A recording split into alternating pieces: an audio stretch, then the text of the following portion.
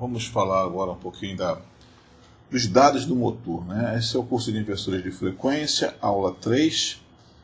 Dados do motor são os dados que nós vamos ter que passar para o inversor de frequência para poder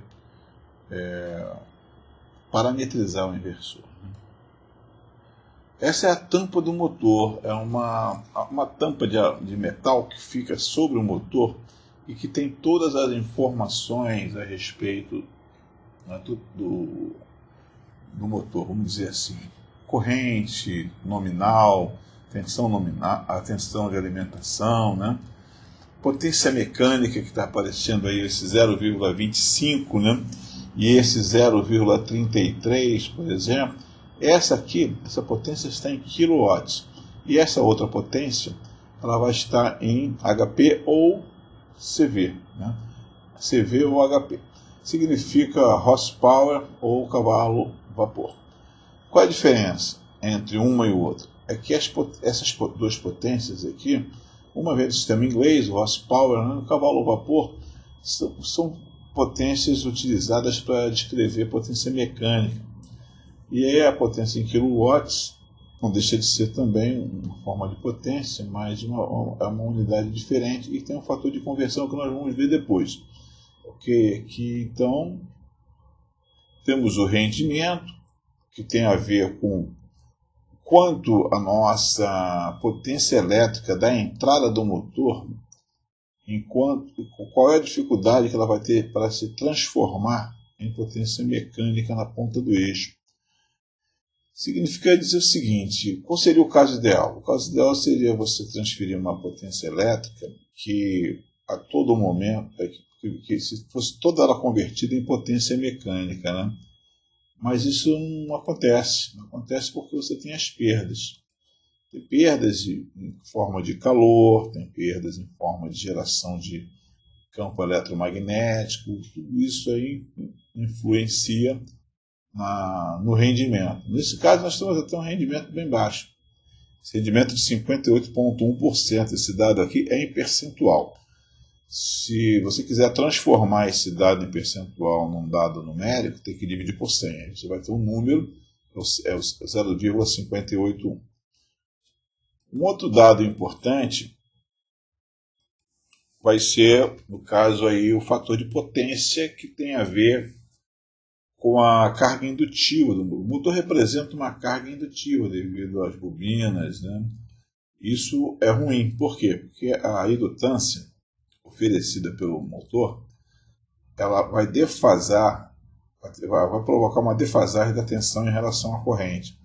Isso aí vai provocar uma perda, né? Essa defasagem provoca uma perda. Tanto é que as indústrias, de uma forma geral, precisam utilizar um banco de capacitores para corrigir esse fator de potência, senão a indústria é multada, porque a Light vai fornecer energia a mais do que aquela energia que vai ser aproveitada pela indústria. Isso aí é ruim. O ideal é você ter um fator de potência bem próximo de 1, né? Mas existe uma tolerância para isso e tal. Para fazer a correção é necessário utilizar um banco de capacitores, mas isso depois a gente vai comentar com um pouquinho mais de tranquilidade num vídeo específico só para isso, tá? Aqui nós vamos falar sobre a questão da potência mecânica, né? Quais são as dimensões dela. Você tem a força gerada, no caso a força você percebe ela através do torque, né? Torque que o motor oferece. Força vezes distância, essa dimensão força vezes distância vai nos dar trabalho. O trabalho é uma dimensão de energia. E energia dividida por tempo é a dimensão de potência. Essa potência é uma potência mecânica que nós estamos analisando aqui, que é a potência na ponta do eixo do motor. Aqui, para a gente comentar a questão da diferença da potência dada em kilowatts e a potência dada em HP ou CV. Tem alguns motores que separam isso aí. Ou é HP ou é CV, né? Se for, por exemplo, CV, é 736, o fator de conversão para potência em kilowatts. Se for HP, é 746. No caso aqui, eles estão usando os dois juntos, HP e CV. Alguns fabricantes utilizam essa constante aqui como sendo 750. Esse valor 750 fica sendo um padrão para eles. O importante é que, ao utilizar esse fator de conversão, você consiga ter um interrelacionamento entre todos esses dados que nós temos aqui na tampa do motor. E isso nós vamos ver depois, um pouquinho mais adiante ainda nessa aula. Tá?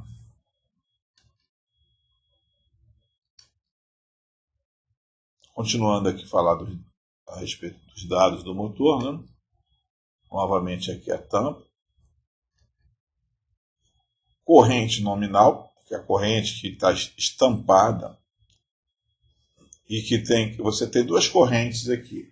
Uma é para ser utilizada na ligação delta e a outra para ser utilizada na ligação estrela. Então, tanto a tensão de 220 e 380 quanto as correntes 1.85 e 1.07 que estão aqui, elas são utilizadas respectivamente para a ligação delta, 220 e 185, 1.85, e na ligação estrela. Se for alimentar a estrela, você vai ter que utilizar 380 e 1.07. Por isso que no inversor de frequência, se o teu inversor de frequência, a entrada dele é 220, né, eu aconselho a utilizar a ligação delta. A ligação estrela não fica muito confortável. E aí você vai ter que utilizar todos esses dados relativos à ligação delta, também chamada de ligação triângulo. Né? Tensão nominal, que eu já falei aqui, né? Potência, essa potência é dada aqui é a potência na ponta do eixo, a potência mecânica. Rendimento, que seria no caso 58,1%. Fator de potência. E aqui nós temos a fórmula que vai relacionar todos esses dados. Vamos entrar com a potência em watts. Você tem que converter para watts. Aqui está em kilowatts, seria no caso 250, né? Convertendo para watts. Tensão de alimentação 220. Raiz de 3, porque o sistema é trifásico, precisa utilizar a raiz de 3, essa constante. Essa letra eta, não, vai ser o nosso rendimento. Vai entrar aqui como 0,581, né, que aqui está em percentual. Cosseno de φ, 0,61. Então, vamos entrar com todos esses dados para verificar se realmente a corrente nominal vai bater com todos os dados que foram apresentados aqui na tampa do motor. Reparar o seguinte, lembrar que esses dados, quando são colocados no inversor de frequência, o inversor de frequência vai passar a raciocinar, a processar as informações em função dessas informações de entrada. Então, se alguém estiver exigindo desse inversor uma potência mecânica superior àquela que ele pode fornecer, ele vai responder de alguma maneira, ou através de um erro, né? Ou através de uma mensagem. Ele vai falar, olha, o que você falou para mim não está correspondendo. Eu estou tendo que fornecer uma potência mecânica superior àquela que você me falou aqui na parametrização. Então aqui vamos fazer o cálculo da corrente nominal, né? Utilizando aquelas informações e utilizando aquela mesma fórmula do slide anterior. Vamos colocar aqui os 250 watts. Se eu tivesse que utilizar o 0,33, eu teria que converter, né, essa potência que é dada em CV ou HP para quilowatts.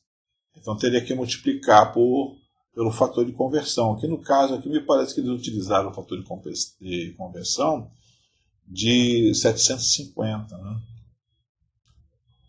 Tensão de alimentação 220, que a gente vai usar a ligação delta. Corrente nominal tem que ser 1,85.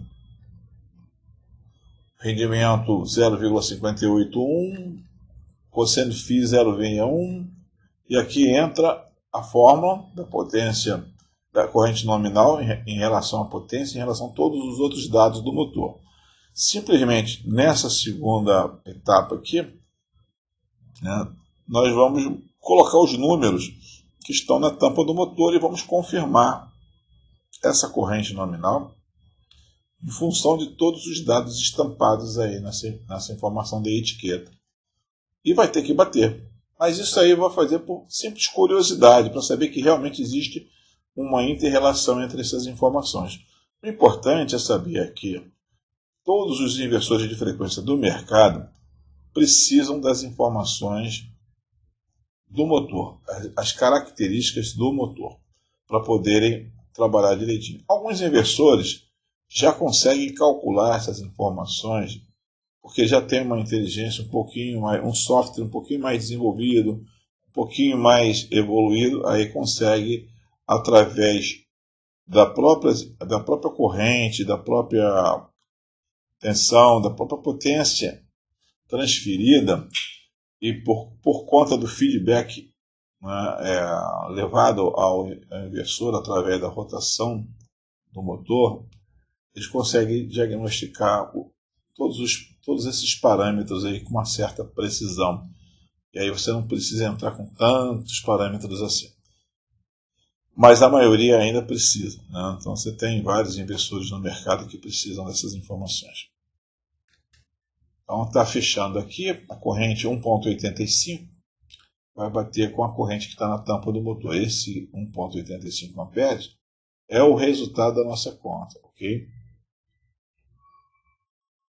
Então agora, gente, não deixe de colocar o seu like e de se inscrever no canal, né? Porque é importante para vocês que estão estudando, que precisam de informação constante, né? E também é importante para a gente, porque a quantidade de pessoas faz com que a gente tenha um pouquinho mais de vontade, de ânimo de fazer esse trabalho, que é um trabalho, praticamente um trabalho de apoio aos estudantes, apoio aos engenheiros, aos técnicos que precisam de informação. Graças a essa nossa facilidade hoje, né, de poder acessar as redes sociais, acessar o YouTube, para ter informações. Então, um bom final de semana para todos vocês. E muito obrigado. Um abraço para todos, ok?